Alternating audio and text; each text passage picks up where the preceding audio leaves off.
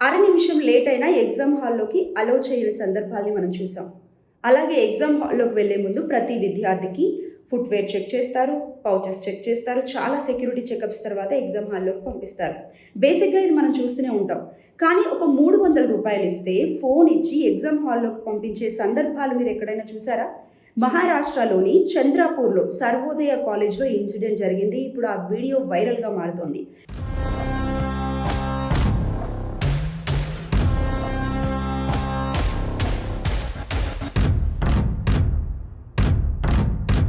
ప్రతి విద్యార్థి చక్కగా ఫోన్‌లో చూస్తూ ఎగ్జామ్స్ రాస్తున్నారు.